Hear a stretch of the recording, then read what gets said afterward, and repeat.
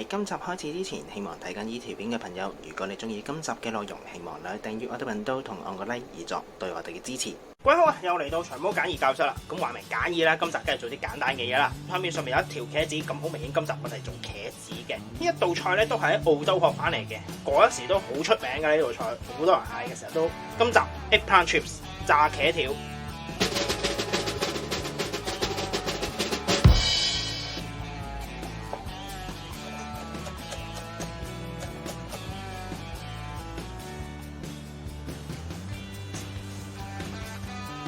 炸茄子大家成日食㗎啦，可能啲日本鋪嗰啲天婦羅嗰啲，或者係街邊煎釀三寶都會有嘅。我哋今次嘅做法唔同嘅，今次嘅做法係將茄子變做薯條咁樣樣攞去炸嘅。而家就嚟做俾大家睇睇啦。首先茄子買翻嚟要洗乾淨佢嘅，因為佢表面都污糟。然後盡量挨近個頭位切咗佢，你嗰度都唔要嘅。然後將佢改刀，我自己通常就一隻手指嘅長度啦，你可以再長啲嘅，冇所謂嘅。呢度嘅開一半咯，再跟住係將條茄子去皮，用刀切咗得噶啦。點解要去皮呢？因為我哋唔會連皮炸嘅，會上麵包糠炸。有皮喺度嘅時候呢，係上唔到麵包糠嘅，因為個皮係好光滑嘅。就算你撲完粉，都係上得唔實嘅啲麵包糠。同埋啲皮你炸完之後呢，佢韌啊，會唔好食啊，影響到個口感啊。切晒皮啦，將佢切做一條條嘅，視乎翻你條茄子嘅大細啦。粗啲就1/4。幼身啲係1/6。澳洲佢哋用嘅茄子同我哋本地嘅茄子唔同㗎。澳洲佢哋嗰啲茄子咧係好似恐龍蛋咁樣樣，我哋啲茄子係幼身長嘅。恐龍蛋嘅茄子就大概1條開到9條㗎，好似1/4咧就呢個厚度㗎。再幼身啲1/6咯，就唯有先處理晒其他茄子先。麵包糠就唔喺度多講點做啦，詳細嘅做法可以睇翻簡易資深炸豬扒嗰集有詳細講解嘅。最後我哋會需要少少蔥嘅，會撈落去麵包糠嗰度一齊炸嘅。將啲蔥直接擺落麵包糠裏邊撈勻佢。會打2隻蛋做蛋漿。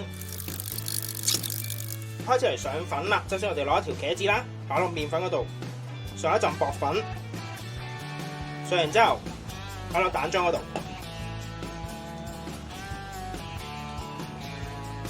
兜一兜勻佢，然後擺落去麵包糠嗰度，同樣兜一兜勻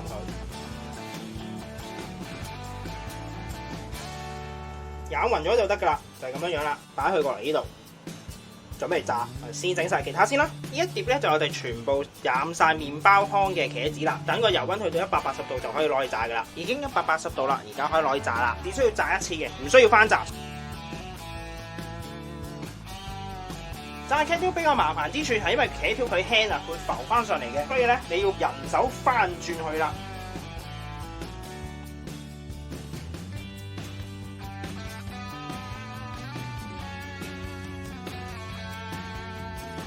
得啦，我哋夾翻佢上嚟。茄子佢就好快熟㗎，你炸幾分鐘咧咁就得㗎啦。最主要係個殼咧變色之後，千祈唔好俾佢燶。呢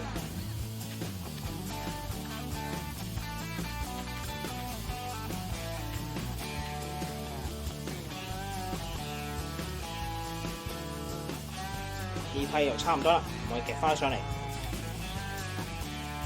炸埋其他先，呢度咧就我哋炸好晒嘅 eggplant chips 啦，而家就可以上碟啦。簡單嘅砌一個螢火塔出嚟得噶啦，跟住配翻 tartar sauce 就可以噶啦。咁一道好簡易嘅 eggplant chips 亦都完成咗啦。咁希望大家中意啦。咁我哋下集再見，拜拜。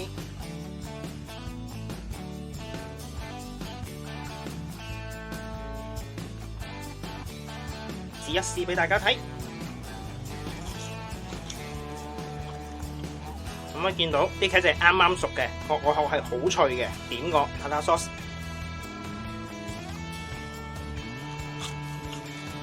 點埋個 tartar sauce 之後咧，個酸減低咗個油膩感覺啊，變咗好清新，好 fresh 嚟㗎。今集亦都差唔多啦，多謝各位收睇，詳細食譜我哋會上載喺 Facebook 專頁度，有興趣嘅話可以上去查閱。另外，如果中意我哋頻道嘅話，希望可以訂閱我哋頻道同按個 like 以作對我哋嘅支持。希望大家中意啦，我哋下集再見，拜拜。